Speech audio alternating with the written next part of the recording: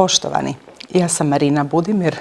Do 2013. godine sam živjela u Austriji. Kada sam se s obitelji vratila u Hrvatsku, radila kao liječnik obiteljske medicine, a 2017. sam postala nezavisna gradonačelnica grada Iloka. Sama činjenica da su našu državu napustili brojni građani govori u prilog tome da im je dosta, da je njihovo strpljenje na kraju i da su zapravo izgubili nadu da će naša država gotovo nakon 30 godina promijeniti svoju politiku i omogućiti Hrvatskoj da bude onakva kako smo je svi željeli 1991. godine.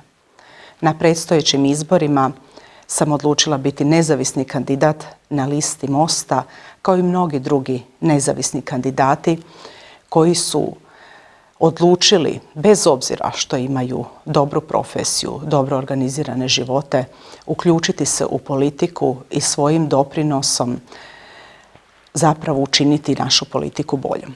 Građani Hrvatske su jedan hrabar, pošten, vrijedan narod koji bez obzira na nacionalnu, vjersku ili nekakvu drugu pripadnost ili bez obzira na regiju u kojoj žive, žele samo nekoliko stvari od svoje države.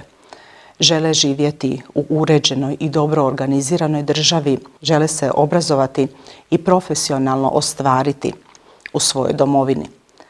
Žele svojim radom zadovoljiti sve potrebe svoje obitelji, a i doprinijeti društvu u kojem žive. Žele biti jednaki pred zakonom. Žele imati zdravstvo koje će štititi njihovo zdravlje i jednu državu koja će ih štititi kada se nađu u teškim životnim okolnostima. No međutim, naša politika je opterećena korupcijom, opterećena je aferama, sposobna je gospodarstvo dovesti na rub egzistencije, kao i sve naše poduzetnike, i veliki državni aparat je teško održavati.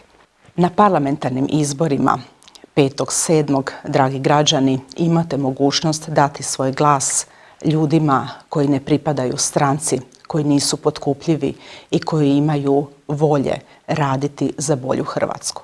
Do tada srdačan pozdrav iz najistočnijeg grada Hrvatske, grada vina i bogate povijesti.